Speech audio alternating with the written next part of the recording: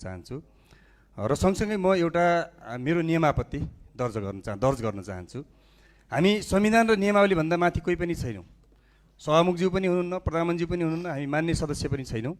र प्रतिनिधि सभा नियमावली 2079 को नियम 56 को उपनियम 3-4 मा 1 देखि 5 सम्म प्रश्न व्यवस्था गरेको छ। प्रधानमन्त्रीज्यूसँगको प्रश्नोत्तरको सन्दर्भमा 3 दिन अगाडि प्रश्न दर्ज गर्ने र 15 वटा प्रश्न सोध्न सकिने र अनि प्रधानमन्त्रीले प्रश्नको जवाफ दिनुपर्ने भन्ने कुरा बडो स्पष्टसँग व्याख्या गरेकोले यो सामान्य प्रधानमन्त्रीज्यूबाट यस्तो खालको नियम विपरीतको काम नहोस् र मान्य सदस्यहरूका लिखित प्रश्नहरू लिइयोस्। त्यो लिखित प्रश्नहरूको जवाफ दिने कुरामा सामान्य प्रधानमन्त्रीज्यूले यसमा ध्यान दियोस् भन्न चाहन्छु र यो मेरो नियमावली दर्ज गर्न चाहन्छु। मान्य सदस्यलाई मैले यहाँको दललाई समय दिइसकेको हुनाले बस्नुस्।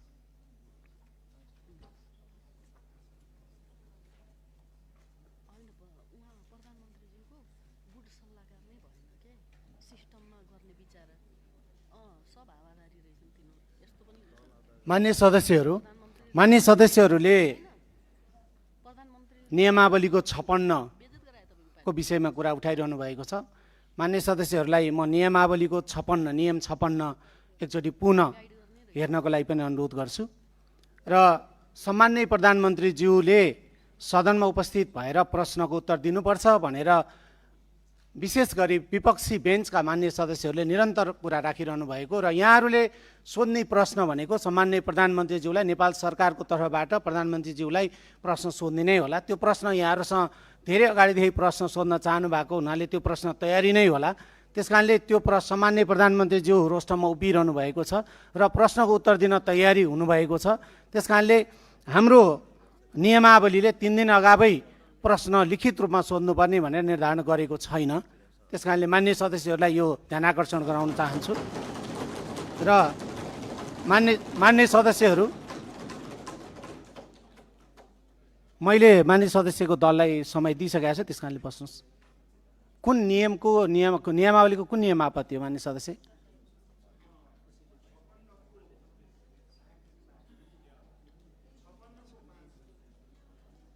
मान्य सदस्य मलाई जानकारी छ। मान्य सदस्य बस्नुहोस्। मैले यहाँको दललाई समय दिइसकेको छु। हामी प्रश्न उत्तरतिर जाउँ। मान्य सदस्यहरूलाई मैले विपक्षी दल सर्वप्रथम विपक्षी दल नेपाली कांग्रेसलाई मैले 2 मिनेटको समय दिएको छु।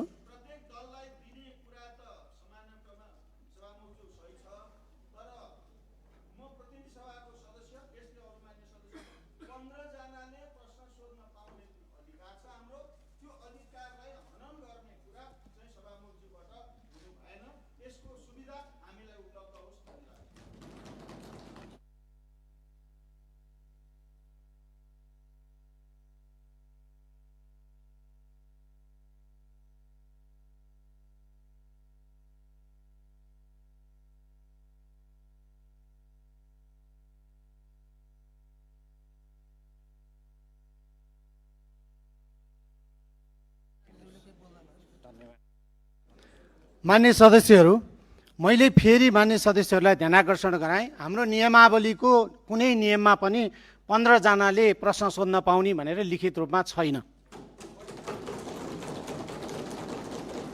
त्यसकारणले मान्य सदस्य इन्दिरा राणा मगर के होला? कुन नियमावलीको कुन नियम आपत्ति? होइन, क्लियर गर्नु परेन। मान्य सदस्य बस्नुहोस्। मान्य सदस्यहरूलाई मैले फेरि पनि भने मैले दलगत रूपमा समय निर्धारण गर्न खोजेको छु। नेपाली कांग्रेसको तर्फबाट मान्य सदस्य अर्जुन नरसिंह केसीले हात उठाउनु भएको छ। म उहाँलाई समय दिन्छु। 2 मिनेटभित्र सम्माननीय प्रधानमन्त्रीज्यूलाई नेपाल सरकारको तर्फबाट प्रश्न सोधिदिनु होला। सम्माननीय सभामुख महोदय, आज बडो नाटकीय ढङ्गले प्रधानमन्त्रीले प्रश्नोत्तरको निम्ति संसदमा आफै उभिएर जो समय माग्नु भएको छ, वास्तवमा यो विकसित देशहरूमा पनि प्रधानमन्त्रीले त्यस्तो गर्छन्। यसलाई म पोजिटिभ र लोकतान्त्रिक प्रक्रियाकै एउटा अङ्ग मान्छु। तर कुरा चाहिँ के छ भने नियम, प्रक्रिया र पद्धतिमा हरेक समय जो नेपालको प्रतिनिधि सभाको नियमावली छ त्यो नियमावली अन्तरको प्रोसेस एउटा अर्कै प्रोसेस हो, त्यो निरन्तरता रहनुपर्छ, त्यसलाई बाइपास गरेर मिल्दैन। तर प्रधानमन्त्रीले उभिएर अहिलेको समसामयिक स्थितिमा माननीय सदस्यहरूको के धारणा भनेर अचानक जो उभिनु भएको छ त्यो चाहिँ राम्रै हो भन्छु। तर कुरा के छ भने अब मैले यो 2 मिनटभित्र म धेरै कुरा सबै त भन्न सक्दिनँ। सबभन्दा पहिला हामीले निरन्तर रूपबाट मैले चाहिँ नि यो सुन्ने समय पनि निकालेको कुरा हो, 23-24 को जेएनजी आन्दोलनपछि गौरीबहादुर कार्कीको जुन प्रतिवेदन छ त्यो प्रतिवेदनको सारांश रूपमा कहीँ अनौपचारिक रूपले प्रकाशित भए पनि औपचारिक रूपले त्यो प्रकाशित हुन सकेका छैन र त्यो औपचारिक रूपले प्रकाशित हुनुपर्छ र त्यो संसदका प्रत्येक सदस्यले पाउनुपर्छ भन्ने कुरा सभामुखजी मैले पहिला पनि उठायो।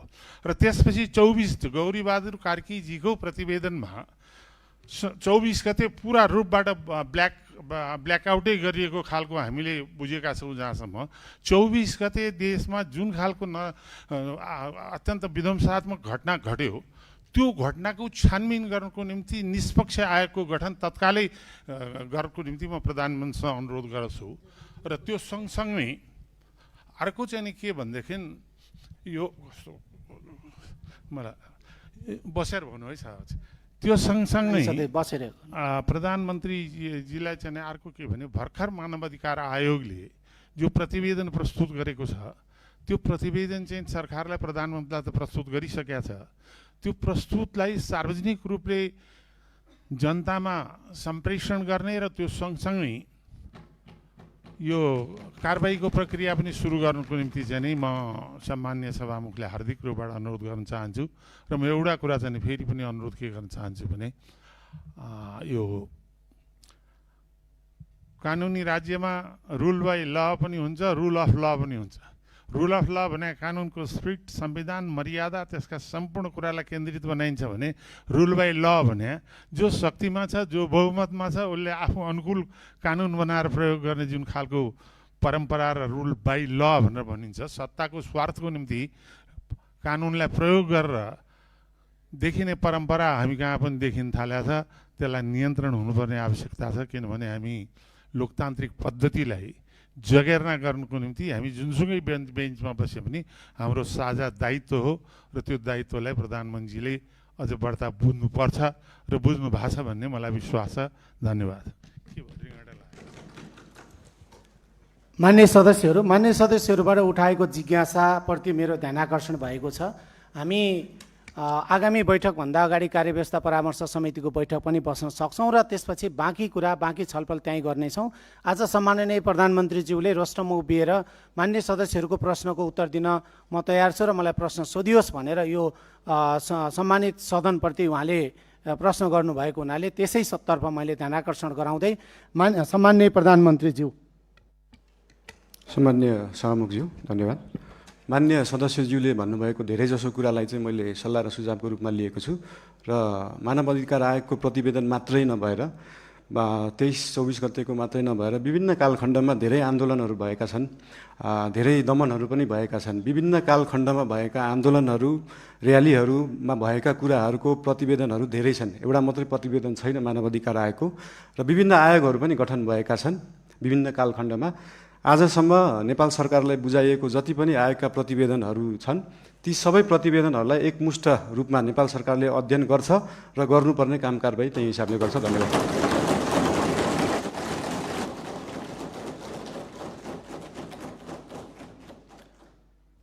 म विपक्षी बेन्चका नेकपा एमालेको तर्फबाट प्रश्न राख्न समय दिन्छु। समय 2 मिनट।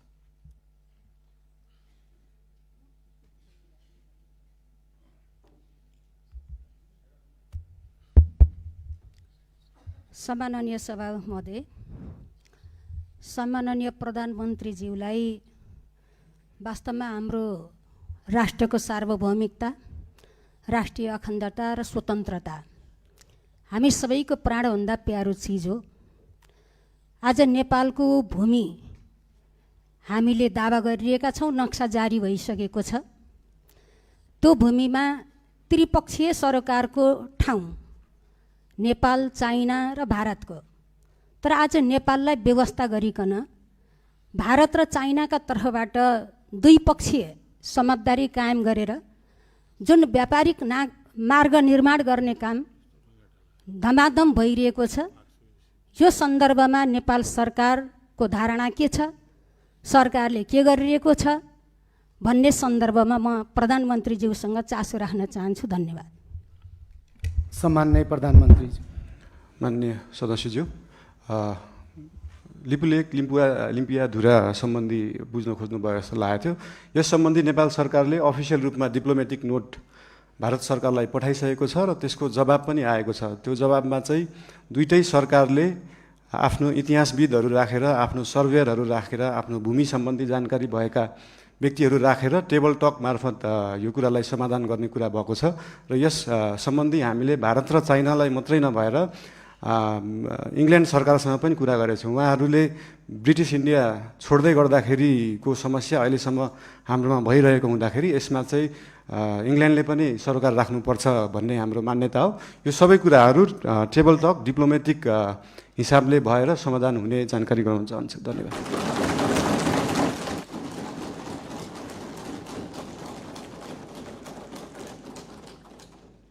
मान्य सदस्यहरू, विपक्षी बेन्चकै तर्फबाट नेपाली कम्युनिस्ट पार्टीको तर्फबाट आफ्नो प्रश्न छ भने 2 मिनटभित्र प्रश्न राख्न समय दिन्छु।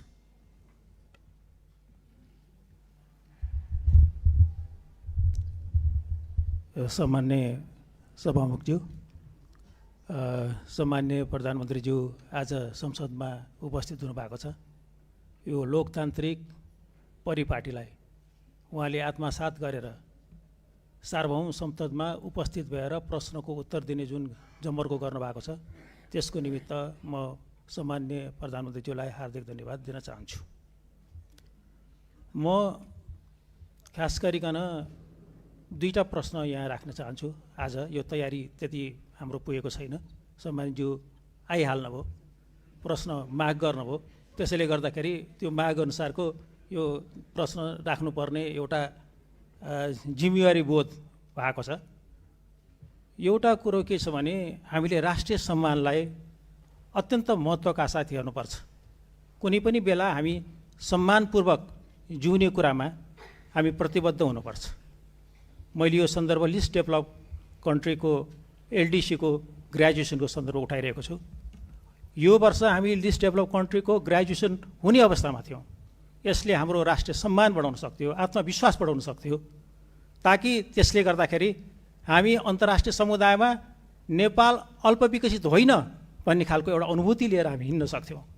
तर केही वस्तुहरूको निर्यातको सुविधाको निमित्त यो अवसरलाई हामीले अहिले 2 वर्षको निमित्त एक्सटेन्ड गर्ने सोचाइ बनाएको छौँ। म सम्मान्य प्रधानमन्त्रीज्यूबाट यो कुराको स्पष्ट रूपमा सकिन्छ भने हामी अहिले सबै यो इन्डिकेटर्सहरूबाट, हाम्रो जिएनआई पर क्याप्टाबाट पनि हामी सम्पूर्ण कुराबाट हामी ग्रेजुएसनको निमित्त फिट भइसकेको छौँ। त्यसैले गर्दाखेरि यही वर्षबाट ग्रेजुएसनको निमित्त हामी तयारी हौँ भन्ने म अनुरोध गर्न चाहन्छु। अर्को कुरो, सामान्य प्रधानमन्त्रीज्यू गरिबप्रति अत्यन्त उहाँ संवेदनशील हुनुहुन्छ। उहाँले त्यस सम्बन्धी गीत पनि गाउनु भएको छ। म के अनुरोध गर्न चाहन्छु भने अहिले जुन किसिमको सुकुम्बासी समस्याहरूमा डिल गर्न खोजिएको छ, त्यो राज्यको तर्फबाट त्यो बिल्कुल सही तरिका भएन। उनीहरूको व्यवस्थापनको निमित्त एउटा उपयुक्त रणनीति तयार गरेर अगाडि जानुपर्ने थियो। त्यति मात्रै होइन, अहिलेको बजेट यो माथिल्लो तल र मध्यम वर्गको निमित्त मात्रै छ। निम्न मध्यम वर्गीय र गरिबको मुखी यो बन्न सकेको छैन। बजेटको डिस्कसनको बारेमा हामी यसमा थुप्रै प्रश्न उठाउनेछौँ, तर यसबारेमा सम्मान्य प्रधानमन्त्रीज्यूको आफ्नो सोच विचार र कसरी यो राष्ट्रिय अर्थतन्त्रलाई, हाम्रो अर्थ राजनीतिलाई लैजाने भन्ने बारे पनि यहाँको सोच हामी जान्न चाहन्छौँ। धन्यवाद। सम्माननीय प्रधानमन्त्री। धन्यवाद सम्मान्य सभामुखज्यू।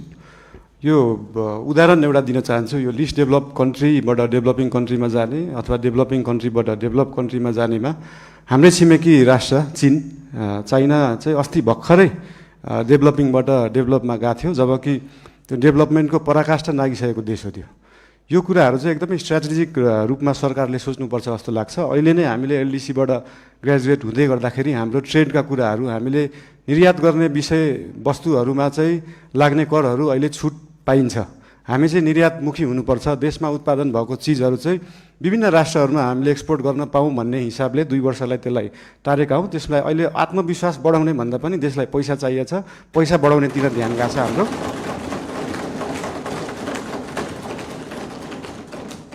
अनि गरिब विपन्नको कुरामा मैले पहिल्यैदेखि भन्दै आएको यो साम्यवाद समाजवाद भनेको भाषणमा दिन एकदम सहज हुन्छ, मजा पनि आउँछ। तर साँच्चीकै साम्यवाद साँच्चीकै समाजवाद गर्ने भने हाम्रो काठमाडौँ महानगरपालिकामा मेयर हुँदाखेरिको म उदाहरण दिन चाहन्छु। हामीले विपन्नलाई जुन प्राइभेट स्कुलमा 10% स्कलरसिप दिनुपर्छ त्यसलाई इक्जाम लिएरै एकदमै मजाले लागू गरेका थियौँ। त्यहाँ चाहिँ विपन्नले एकदमै महँगा कलेजहरूमा पढ्न पाए। साँच्चीकै समाजवाद भने त्यो हो।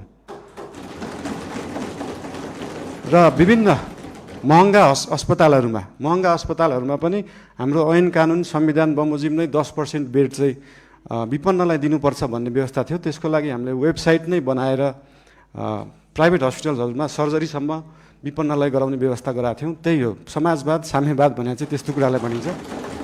र यही 10% विपन्नलाई दिनुपर्ने कुराहरू शिक्षा र स्वास्थ्यको कुराहरू हामी देशैभरि लागू गर्न खोज्दैछौँ। यसको लागि विभिन्न जिल्लाहरूमा विभिन्न स्थानीय निकायहरूमा यसको लागि हामी सहकार्य गर्दै जानेछौँ। संविधानमा लेख्न त लेखियो फ्री शिक्षा फ्री स्वास्थ्य, तर सरकारको बजेट त्यो छ कि छैन भन्ने कुरा सोचिएन। त्यही भएर अहिलेको लागि हामीले सबैलाई नभएर विपन्न वर्गलाई, कम्तीमा विपन्न वर्गलाई चाहिँ फ्री शिक्षा फ्री स्वास्थ्य दिनमा हाम्रो नेपाल सरकार र हाम्रो राष्ट्रिय स्वतन्त्र पार्टी त्यसमा चाहिँ एकदमै लागेको छ। धन्यवाद।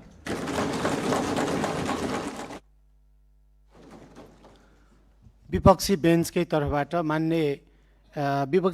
तर्फबाट श्रम संस्कृति पार्टीको लागि म समय दिन्छु। 2 मिनटभित्र आफ्नो प्रश्न छ भने राख्नुहोस्। हेलो, सम्माननीय सभामुख महोदय, सम्माननीय प्रधानमन्त्रीज्यू, निकै लामो समय पछाडि आज प्रश्न गर्नु पाइयो। तर कता कता हामीले नियमहरूले अलिकति ख्याल गर्नुपर्छ होला भन्ने लाग्छ। विधि र विधिको शासन हामीले कायम गर्नुपर्छ भन्दै म यहाँ 3-4वटा प्रश्न राख्न चाहन्छु। सबैभन्दा पहिला सुकुम्बासी र यो अव्यवस्थित समस्या लामो समयदेखि चर्किँदै आएको, यो व्यवस्थापन साँच्ची नै सामाजिक सञ्जालमा मात्र हुन्छ कि व्यवहारमा हुन्छ, यो कहिलेसम्म हुन्छ भन्न चाहन्छु। दोस्रो प्रश्न, नेपालमा सहकारीमा ठुलो घोटाला भयो, ठुलो तपाईँको समस्या उत्पन्न भयो, थुप्रै आन्दोलन भयो। यो जीवी राई भन्ने जस्तै जीवी राई लगायत अन्य चाहिँ थुप्रै सहकारी ठगीहरू गर्ने कहिले पक्राउ हुन्छ, स्पेसली जीवी राई। दोस्रोमा भदौको 23-24 को जेनजी आन्दोलन भएका घटनामा मानव अधिकारले तयार पारेको प्रतिवेदन लगायत भर्खरै मात्रै सम्माननीय प्रधानमन्त्रीज्यूले भन्नुभयो अन्य आन्दोलनहरूमा भएको जति पनि घटनाहरूलाई चाहिँ छानबिन गर्छौँ भन्नुभयो। यो कहिलेसम्म हामीले साँच्ची नै यसको चाहिँ यो घटना चाहिँ यसरी भएको छ भनेर चाहिँ परिणाममा देख्न सक्छौँ, त्यो प्रश्न गर्न चाहन्छु। र अर्को, कालोपानी लिपुलेक लिपिया धुराको समस्या निकै लामो समयदेखि चल्दै आएको छ र अन्य सीमामा थुप्रै समस्याहरू छन्। त्यो सीमामा चाहिँ कहिले सरकार छ भने सीमाका चाहिँ आम नागरिकहरूले अनुभूति गर्न सक्छन्, त्यो प्रश्न गर्न चाहन्छु। र मैले सम्माननीय प्रधानमन्त्रीज्यूको कार्यकक्षमा आएर यो बाँदर व्यवस्थापनको चाहिँ ठुलो जो हामीले चाहिँ 3टा उपायसहित सम्माननीय प्रधानमन्त्रीज्यूको कार्यकक्षमा आएर मैले लिखित रूपमा दिएको थिएँ। हामीले स्वाधीन र राष्ट्रवादको कुरा गरिरहँदाखेरि चाहिँ कृषि र किसान बिना हामीले स्वाधीन देश चाहिँ परिकल्पना गर्नु सक्ने जस्तो मलाई लाग्दैन। यो बाँदर व्यवस्थापन कहिले हुन्छ भन्न चाहन्छु। यसमा श्रेष्ठ सबैजना लाग्नुपर्छ। यो हाँस्ने कुरा होइन, यो श्रेष्ठ कुरा छ, लाखौँ किसानसँग जोडिएको कुरा हो। हस्, धन्यवाद। बाँकी कुरा फेरि अब अर्कोमा गरौँला। र एउटा कुरो, यो चाहिँ नियमावलीको 56 को 15 जनाले कम्तीमा सोध्ने भने चाहिँ हाम्रो अरू साथीले पनि सोध्न चाहनुहुन्छ होला। सभामुख महोदय, यो नियमावलीले चाहिँ कार्यान्वयन गर्नुपर्छ होला। धन्यवाद। सम्माननीय प्रधानमन्त्री। सम्माननीय सभामुख महोदय, यो सुकुम्बासीको विषयमा धेरै कुराहरू आएका छन्। हामीले काठमाडौँ उपत्यकामा रहेका खोला किनारमा जुन एकदमै जोखिमपूर्ण अवस्थामा बस्नु भएको थियो, उहाँहरूलाई चाहिँ अर्को ठाउँ सार्ने काम गरेको हो। हामीले उहाँहरूलाई त्यो हेर्दाखेरि त्यो खेदाको अवस्था देखे पनि यो 4 वर्ष अगाडिदेखि नै म स्थानीय सरकारमा हुँदा नै सङ्घ सरकारलाई भनेको कुरा चाहिँ के थियो भन्दाखेरि उहाँहरूलाई त्यहाँबाट स्थानान्तरण गरेर होल्डिङ सेन्टरमा राखेर जो सही मासुकुम्बासी हुनुहुन्छ, जसको चाहिँ देशभरि कतै पनि एक दूर जग्गा पनि छैन, एक आना जग्गा पनि छैन, उहाँहरूलाई चाहिँ त्यो जग्गाको व्यवस्थापन नेपाल सरकारले गर्नुपर्छ। त्यो हाम्रो सरकारको र हाम्रो पार्टीको मान्यता हो, त्यो उहाँहरूले पाउनै पर्छ। तर काठमाडौँ उपत्यकामा बसेकालाई किन एकदम प्रायोरिटी दिएर हटाइयो भन्दाखेरि विगतका धेरै वर्षहरूमा बाढी आउँदाखेरि उहाँहरूको घर डुबानमा पर्ने र उहाँहरूको स्वास्थ्य अवस्था पनि एकदमै नाजुक थियो। उहाँहरूको सेनिटरी अवस्था, उहाँहरूको त्यो वासरुम टोइलेटको व्यवस्था, त्यसको निकासा सिधै खोलामा थियो र उहाँहरूबाटै निस्किएको त्यो फोहोरको दुर्गन्धले फेरि उहाँहरू नै बिरामी परिराख्नु भएको थियो। त्यसले गर्दाखेरि उहाँहरू बिरामी पनि परिराख्नु भएको थियो, खोला फोहोर पनि भइरहेको थियो र त्योभन्दा सबैभन्दा ठुलो कुरा चाहिँ उहाँहरूको ज्यान जोखिममा थियो। उहाँहरूको ज्यान जोखिमबाट जोगाउने काम गरेको हो नेपाल सरकारले। र जहाँसम्म उहाँहरूलाई जग्गा व्यवस्थापन गर्ने कुरा छ त्यसको निम्ति भूमि सम्बन्धी हाम्रो समिति पनि बनिसकेको छ। हाम्रो मन्त्रालयले काम गरिरहेको छ, 2-3 मन्त्रालयले यो विषयमा काम गरिरहेको छ। अस्ति अर्थमन्त्रीज्यूले पनि यही आर्थिक वर्षभित्र हामी यो गर्छौँ भन्नुभएको छ। यसको लागि जति समय लाग्छ त्यति समय लाग्छ, हतार गरेर हुँदैन। यो चिजलाई चाहिँ जति समय लाग्छ, 35 वर्षमा नभएको चिज 35 मिनटमै नखोजौँ, त्यसलाई अलिअलि केही समय लाग्छ। र लिपुलेक लिम्पियाधुराको बारेमा उहाँले सोध्नुभयो, अघि पनि भनिसकेँ। यो चाहिँ डिप्लोमेटिक रूपमा टेबल टक, तपाईँहरूलाई एउटा कुरा अचम्म लाग्छ होला, मैले पनि अस्ति प्रधानमन्त्री भएपछि नै थाहा पाएँ, भारतले नेपालको जग्गा मात्रै होइन, नेपालले पनि भारतको जग्गा धेरै ठाउँमा मिचेको रहेछ। अनि यो कुरा चाहिँ अस्ति भर्खरै थाहा पायो। त्यही भएर दुइटै देशले अध्ययन गरेर हामीले मिचेको छौँ, उहाँहरूले मिच्नु भएको छ, के छ त्यसलाई चाहिँ बसेर एउटा साथीको रूपमा समाधान गर्ने चाहिँ हामीले सोच राखेका छौँ। धन्यवाद। सहकारीको विषयमा पनि सोध्नु भएको थियो। सहकारीको विषयमा पनि अहिले एउटा कोष खडा गरेको छ र बाहिर न्युजमा आए जस्तो नेपाल सरकारको पैसा गएको मात्रै जस्तो देखिन्छ। हामीले सहकारीबाट उठाएको पनि पैसा छ। अस्ति लास्ट विकको रिपोर्ट हेर्दाखेरि 3 करोड जस्तो सहकारीबाट उठाइएको थियो, 50-60 लाख जस्तो दिएको थियो। यसको मतलब सरकारको पैसा गइरहेको होइन, हामीले सहकारीहरूबाट उठाएरै उहाँहरू पीडितहरूलाई पैसा बाँड्ने हो। त्यसमा कुनै पनि कन्फ्युजन नराख्न अनुरोध गर्न चाहन्छु। धन्यवाद।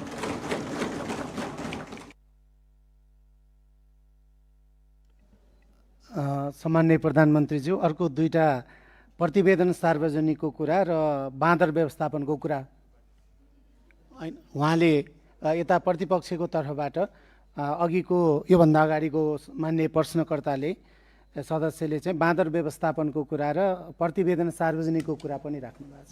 धन्यवाद। सामान्य सभामुखज्यू, प्रतिवेदनहरू अध्ययन समिति बन्छ। जस्तै मिडियामा आइसक्यो, तर त्यो मानव अधिकार आएको प्रतिवेदन पनि प्रधानमन्त्री कार्यालयमा अफिसियली बुझाइएको छैन। त्यो 29 पेजको केही खण्ड आए तापनि त्यो 10,000 पेजको छ भन्ने सुन्नमा आएको छ। त्यो प्रतिवेदन हामी कहाँ नै अफिसियली रूपमा आइसकेका छैनन्। अनि त्यो प्रतिवेदन आएपछि हामी सार्वजनिक गर्छौँ नै।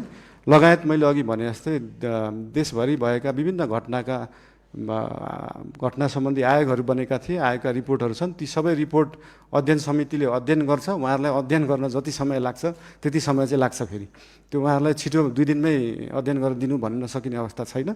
त्यही भएर यो अध्ययन गरेर आएको रिपोर्ट चाहिँ नेपाल सरकारले सार्वजनिक गर्नेछ।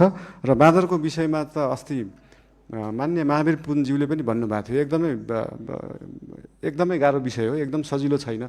यो भन्ने बित्तिकै तपाईँले विश्वमा जहाँ पनि हेर्दाखेरि बाँदरले बाली खाने रोकथाम गर्दा कि त त्यो खेतलाई चाहिँ वायरिङ गरेर घेरेर राखिन्छ, त्यो एकदमै खर्चिलो हुन्छ, कि त जङ्गललाई नै वायरिङ गरेर राखिन्छ। त्यो मानव बस्ती र जङ्गली जनावरलाई चाहिँ छुट्याएर राखिने चलन छ। यस सम्बन्धी अध्ययन गर्न समिति पनि बनेको छ, अध्ययन भइरहेको छ। यो एकदमै पेचिलो विषय भएको भएर तुरुन्तै गर्न नसकिने चिज भएर यसलाई चाहिँ हामीले देश विदेश विभिन्न देशहरूमा कुन उपाय लागिएका छन्, हामी हत्या हिंसामा नजाउँ भन्ने सोच भएको भएर त्योभन्दा अल्टरनेटिभ उपाय के हुनसक्छ त्यो सोच्दैछ। अहिले समिति गठन भएको छ।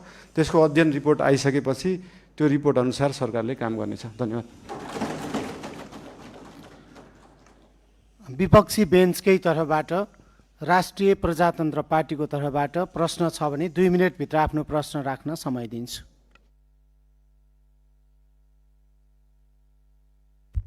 सम्माननीय सभामुख महोदय, सम्माननीय प्रधानमन्त्रीज्यू, हालैका दिनमा धेरै नेपाली नागरिकहरूलाई भिजिट भिजाको नाममा गल्फ तथा अन्य मुलुकहरूमा लैजाने क्रम रोकिएको छैन। यसरी भिजिट भिजाको दुरुपयोग मार्फत श्रम शोषण, मानव बेचबिखन अवस्था सृजना भइरहेको विषय गम्भीर रूपमा उठिरहेको छ। मैले यस विषयलाई संसदमा समेत उठाउँदै हजारौँ नेपाली नागरिकहरू विभिन्न बहानामा विदेश पुर्याउने र शोषणको चक्रमा फसाइने अवस्था रहेको कुरा उल्लेख गरेको नै थिएँ। यस सन्दर्भमा सरकारसँग मेरो प्रश्न छ, भिजिट भिजाको नाममा हुने यस प्रकारको अवैध श्रम आप्रवासन र मानव तस्करी नियन्त्रण गर्न सरकारसँग के कस्तो ठोस योजना छ? साथै सरकारले वैदेशिक रोजगारीको नाममा देखिएको संरचनागत शोषण रोक्न घरेलु श्रम, डोमेस्टिक वर्क सम्बन्धी प्रतिबन्ध पूर्ण विचार गर्ने सोच राखेको छ कि छैन?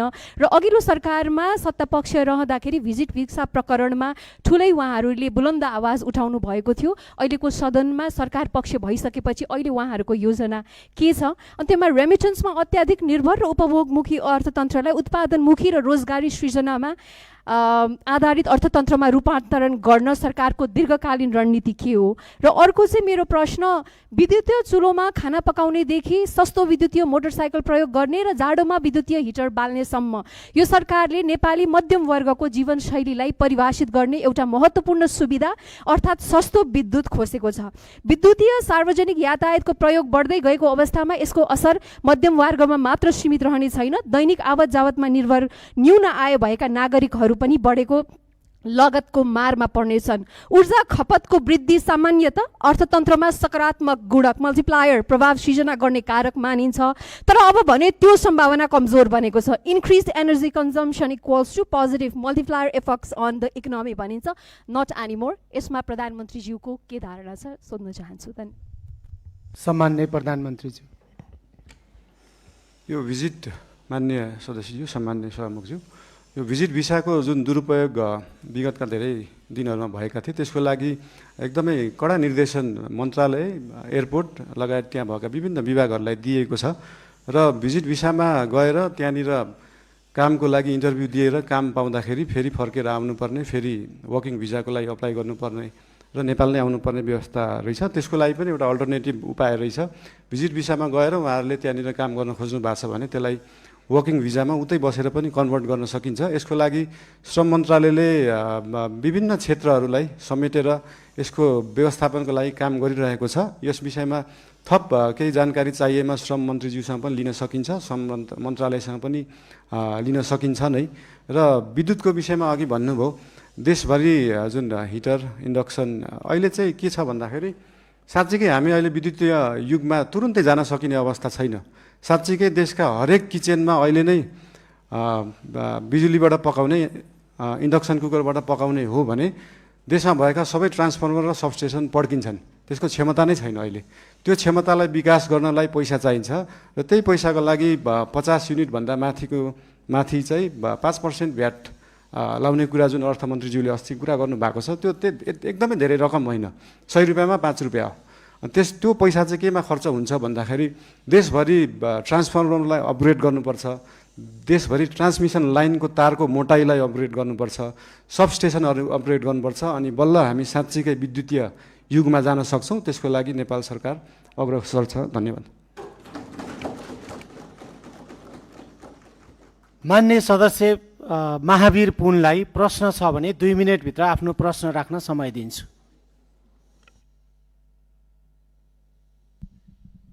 धन्यवाद सभामुख महोदय। प्रश्न त थिएन, अब बनाइयो।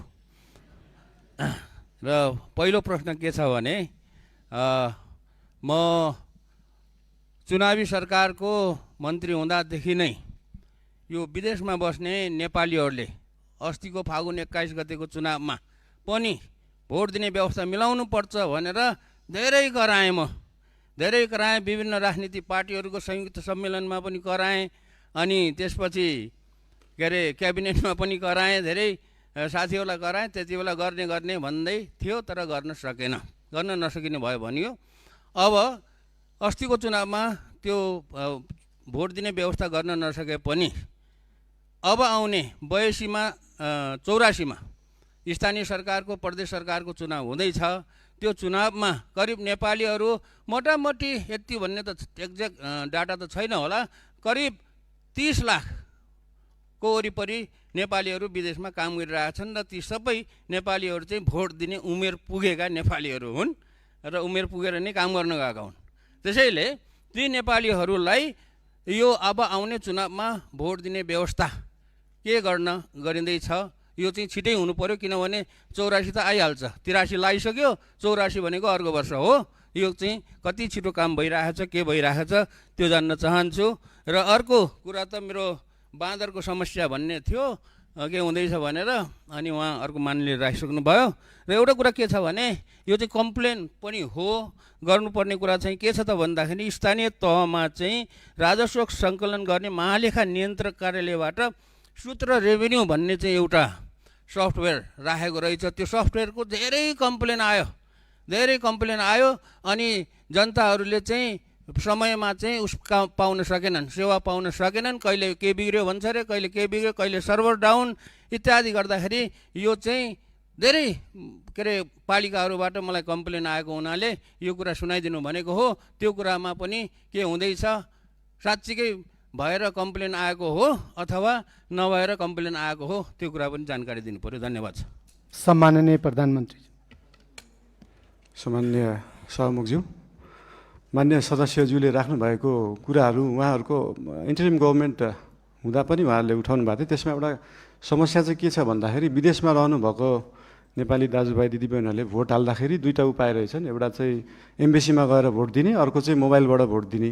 मोबाइलबाट भोट दिँदाखेरि चाहिँ अलिकति इन्फ्लुएन्स हुन सक्ने, किन भन्दाखेरि विदेशमा रहेका नेपालीहरूले भोट दिँदाखेरि कसैको इन्फ्लुएन्समा भोट नदियोस्, स्वतन्त्र रूपमा भोट दिनुपर्छ भन्ने कुराले त्यो त्यति बेला अल्झिएको जस्तो लाग्छ। अब त्यसको लागि एम्बेसीमा गएर भोट दिने कि त्यो प्रविधि मैत्री बनाउने भन्ने कुरा हो।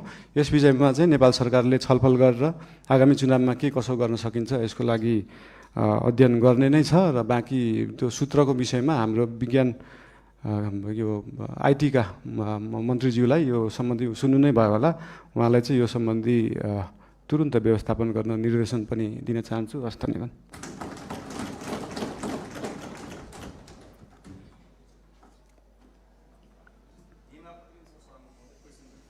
मान्य सदस्य एकछिन बस्नुहोस्, मैले काम बाँकी नै छ।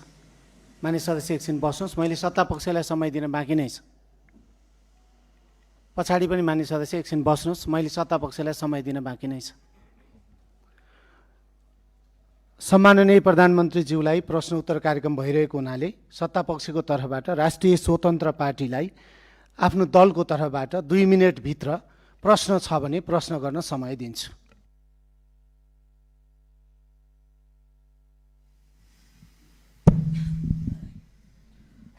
सम्माननीय सभामुख महोदय, सर्वप्रथम त प्रश्नोत्तरको लागि सदनमा उपस्थित भएर आइदिनु भएकोमा म प्रधानमन्त्रीज्यू समक्ष सम्मान व्यक्त गर्न चाहन्छु।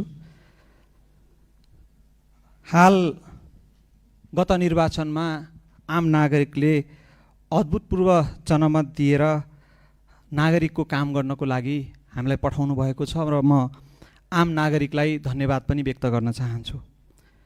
अहिले सुशासनको दृष्टिकोणबाट हेर्ने हो भने केही अघिसम्म घुस नखाई केही काम नहुने अवस्था थियो।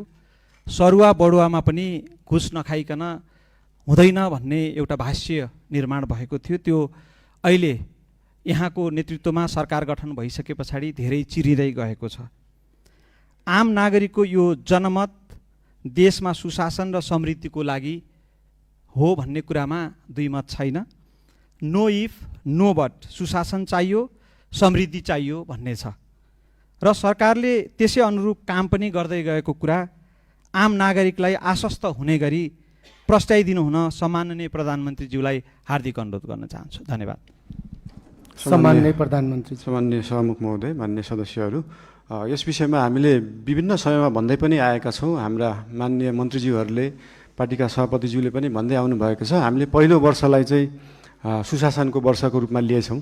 सुशासन भन्दैमा फेरि हामीले विकास नै गर्दैनौँ, पूर्वाधार नै बनाउँदैनौँ भन्ने चाहिँ होइन, तर यो वर्षलाई चाहिँ पूर्ण रूपमा हाम्रा माननीय मन्त्रीज्यूहरू र विभिन्न क्षेत्रमा रहनुभएका, विभिन्न क्षेत्रबाट आउनुभएका माननीय सांसदज्यूहरू, उहाँहरूको निगरानीमा पनि विभिन्न क्षेत्रहरू हुन्छन्, विभिन्न पालिकाहरू छन्, विभिन्न निकायहरू छ।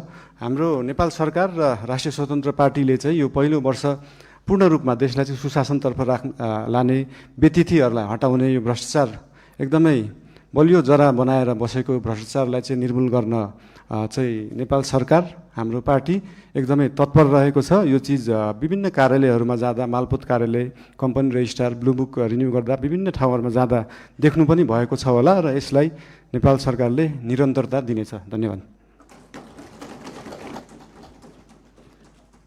मान्य सदस्यहरू, सम्माननीय प्रधानमन्त्रीज्यूले प्रश्न उत्तर कार्यक्रममा सहभागी जनाउनु भएको र आजको लागि सम्माननीय प्रधानमन्त्रीज्यूलाई प्रश्न उत्तर कार्यक्रम यहीँ समाप्त भएको घोषणा गर्दछु र सम्माननीय प्रधानमन्त्रीज्यूलाई आफ्नो स्थानमा स्थानान्तरण गर्न धेरै धेरै धन्यवाद।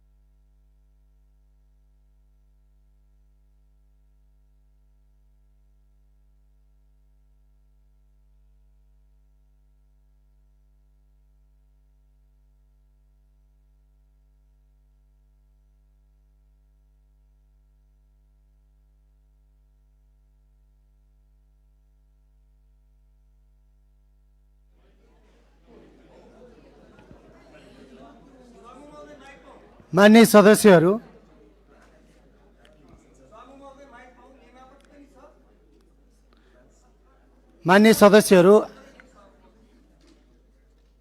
मैले केही बेर अगाडि पनि जानकारी गराएँ। सम्माननीय प्रधानमन्त्रीज्यू आकस्मिक आउनुभयो र उहाँले प्रश्न गर्ने र म प्रश्नको उत्तर दिन तयार छु भनेर रोस्टममा समय मागिसके पछाडि सम्माननीय प्रधानमन्त्रीज्यूलाई मैले समय दिएँ र मान्य सदस्यहरूलाई म गम्भीर ध्यान आकर्षण गराउन चाहन्छु। मान्य सदस्यहरूलाई मैले सभामुखले बोलिरहेको बेलामा सभामुखले आफ्नो कुरा टुङ्ग्याउँदै नटुङ्ग्याइकन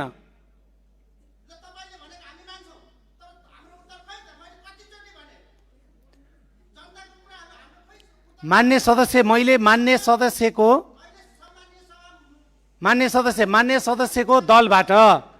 सदस्यको दलबाट प्रश्न गरेर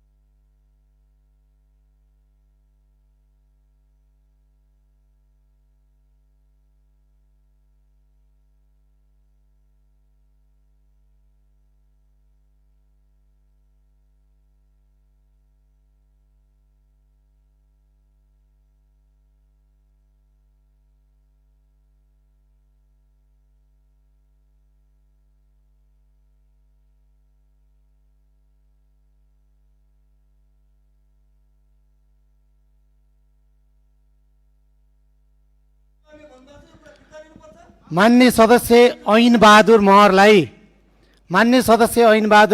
मैले पटक पटक सभामुखले आफ्नो कुरा राख्दै गरेको हुनाले बस्न पनि अनुरोध र उहाँलाई मैले समय पनि दिएको छैन र उहाँलाई मैले माइक पनि दिएको छैन। त्यसकारणले मान्य सदस्यले पटक पटक बैठकमा मर्यादा विपरीत कार्य गरिरहेको विषयमा मेरो ध्यानाकर्षण भएको छ। त्यसै गरी मान्य सदस्य ध्रुवराज राईलाई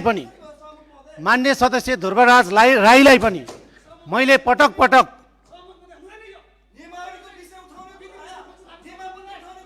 मान्य सदस्य आरएन राईप्रति पनि मेरो ध्यानाकर्षण भएको छ।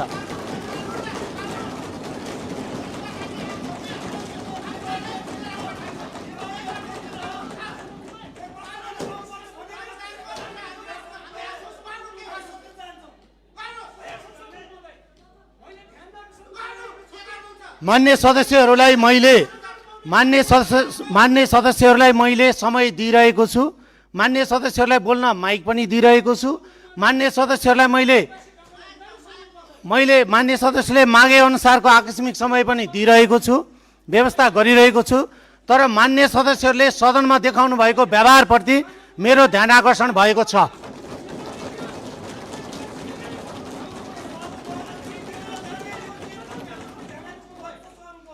मान्य सदस्यहरूलाई आफ्नो भाषा सुधार्नको लागि म ध्यानाकर्षण गराउँछु।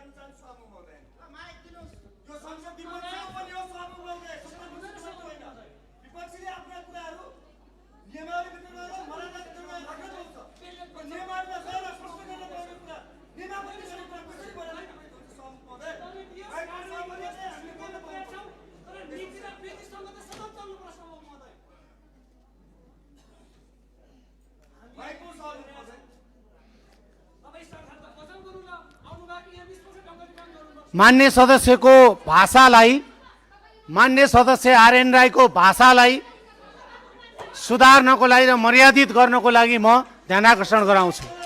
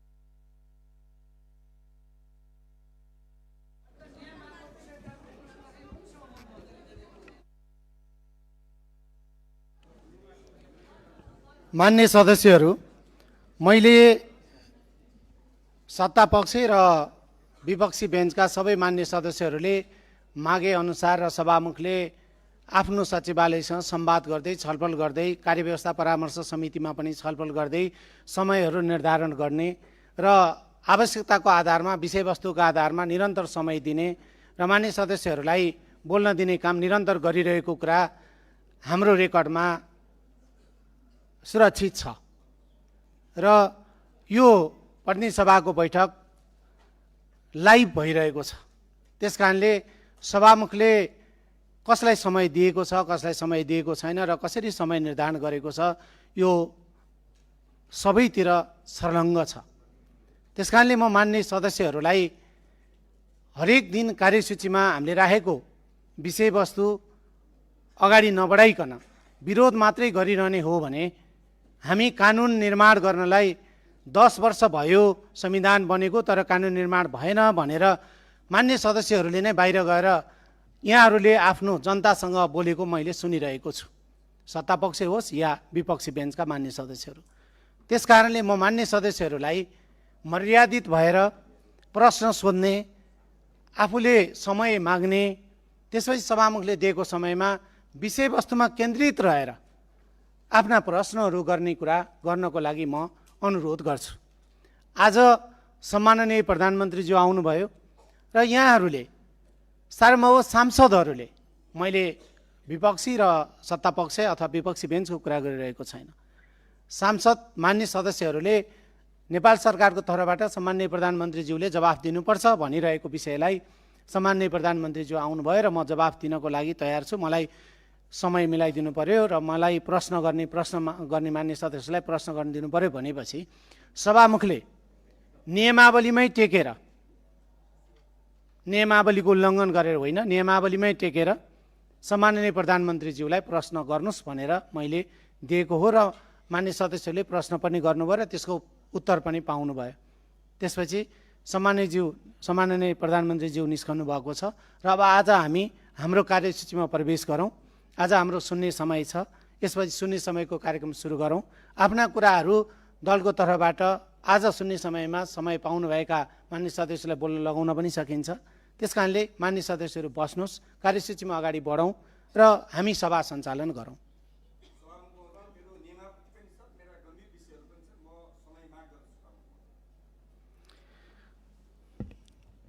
मान्य सदस्य गुरु बरालले केही बेर अगाडिदेखि हात उठाइरहनु भएको हुनाले म मान्य सदस्य गुरु बराललाई आफ्नो कुरा राख्न समय दिन्छु। छोटकरीमा आफ्नो कुरा राख्नुहोस्। अरू मान्य सदस्यहरू बस्नुहोस्।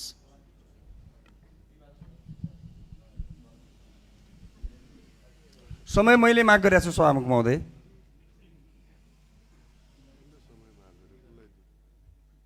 मान्य सदस्य गुरु बराललाई मैले समय दिएको छु, अहिले बस्नुहोस्। म गुरु बराल मान्य सदस्यले बोलिसकेपछि यहाँलाई समय दिन्छु। सम्मान्य सभामुख महोदय, प्रतिनिधि सभा नियमावलीको परिच्छेद 9 जसले 56, 57, 58, 59 र 60 मा स्पष्टसँगले प्रधानमन्त्रीसँग प्रत्यक्ष प्रश्न उत्तरको व्यवस्था गरेको छ। यो भित्र 56 ले प्रत्यक्ष प्रश्न गर्न सकिनेदेखि लिएर 57 ले प्रत्यक्ष प्रसारण गर्ने कुरा हुँदै 58 ले जानकारी प्रसारण गर्न जानकारी गराउनु पर्ने, 59 ले प्रश्न सम्बन्धी शर्त लागू हुने र 60 ले छलफल नगरिने सम्मको व्यवस्था यसमा छ।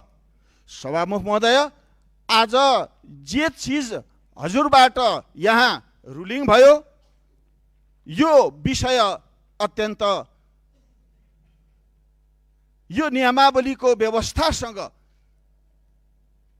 मेल खाँदैन। सभामुख महोदय, प्रधानमन्त्रीजी आउनुभयो, आफ्नो कुरा ध्यानाकर्षण गराउनु भयो, यो उहाँको कुरा ठिक होला, त्यसप्रति हाम्रो आपत्ति छैन। तर म स्वयं प्रतिनिधि सभाको सदस्यले प्रश्न गर्न पाउने जुन यो नियमावलीले दिएको अधिकार छ, यस्तै अरू मान्य सदस्यहरूको पनि अधिकार छ। यो अधिकारलाई भने यहाँ हनन भएको छ र सभामुख महोदयले यो पहिला यो परिच्छेद 9 को सम्पूर्ण व्यवस्थालाई प्रबन्ध नगरिकन आज जसरी हाउसमा प्रश्न उत्तरको विषयलाई अगाडि सार्नुभयो, यो विषयमा सभामुखज्यूले एकपल्ट यसको अध्ययन गरेर प्रश्न रुलिङ गर्नु पर्यो। हजुरले जे चलन चलाइदिनुहुन्छ चलन त्यही चल्छ। यो प्रतिनिधि सभामा पहिलो पटक प्रधानमन्त्रीज्यूमा आउनु भएको छ। यो नियमावलीले जे आदेश दिएको छ, जे नियमन गरेको छ, त्यस अनुरूप गरिदिन र त्यस अनुरूप सञ्चालन गरिदिन, विधि चलाइदिन म हार्दिक अनुरोध गर्छु। धन्यवाद। मान्य सदस्य ऐन बहादुर मौर एकैछिन बस्नुहोस्। मान्य सदस्य आर्यन राईलाई म पहिला समय दिन्छु। मान्य सदस्य आर्यन राईले बोल्नुहुन्छ अथवा मान्य सदस्य ध्रुवराज राईले बोल्नुहुन्छ? म बोल्न चाहन्छु। म बोल्छु एक मिनेट ल।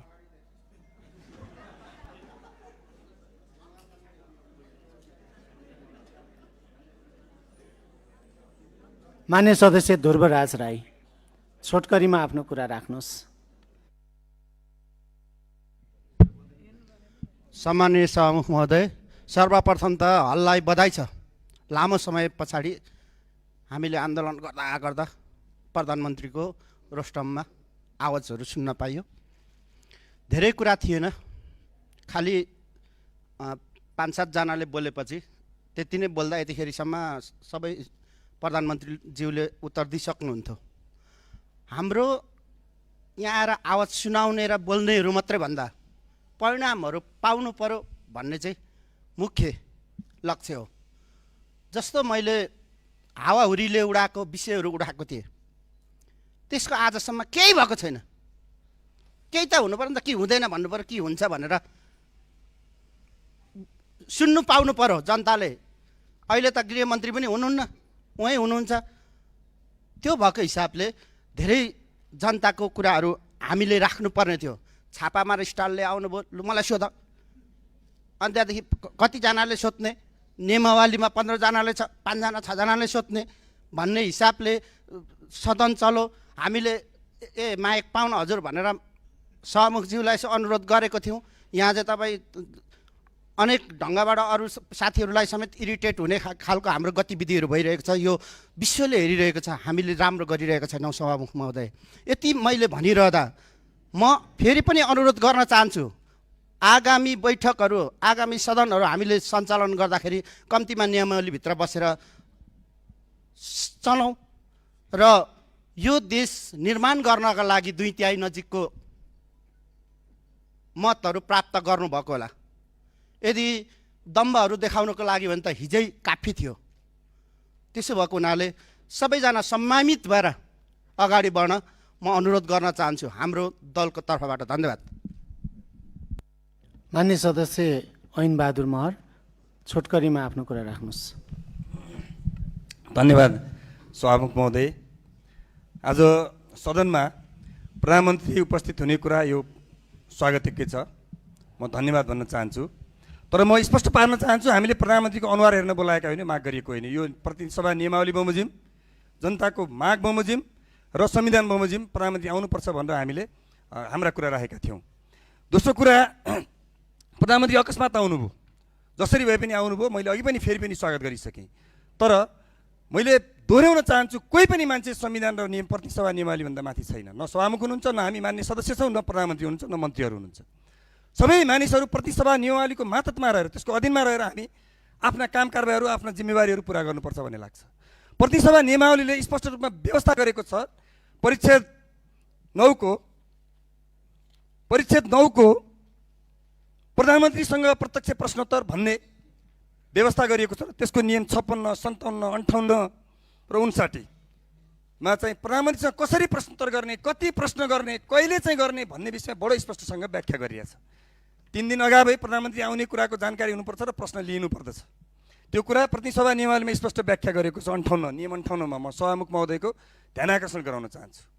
दोस्रो कुरा, 15 जनासम्म इन्डिभिजुअल्ली प्रत्येक सांसदले, दलगत रूपमा होइन सभामुख महोदय, इन्डिभिजुअल्ली प्रत्येक सार्वभौम सांसदले इन्डिभिजुअल्ली प्रश्न गर्न पाउँछन्। हामीले भनेको त्यो हो। जम्मा 6 जना मान्य सदस्यहरूको मात्रै प्रश्न लिइयो, 15 जनासम्म लिन पाउने नियमावलीमा व्यवस्था छ। र सांसदहरूका प्रश्नहरू जिउँका त्यौँ छन्, हाम्रा प्रश्नहरू जिउँका त्यौँ छन्। म प्रधानमन्त्री रोस्टमै भएको बेला मैले उठेर मैले समय माग गरेको छु प्रश्नको लागि, तैपनि दिइएन। र अर्को सबैभन्दा महत्त्वपूर्ण कुरा चाहिँ सम्मान्य सभामुखज्यूले 3 दिन अगाडि प्रश्न लिने कुरा चाहिँ नियमावलीमा कहीँ पनि व्यवस्था गरिएको छैन भनेर अघि रोस्टमबाट भन्नुभयो। त्यो प्रतिनिधि सभा नियमावली विपरीत छ। म यसमा नियमापत्ति गर्न चाहन्छु र स्वयं सभामुखज्यूको त्यो चाहिँ शब्द यो प्रतिनिधि सभाको रेकर्डबाट हटाइयोस् भनेर म माग गर्न चाहन्छु, स्वयं सभामुखज्यूको त्यो शब्द।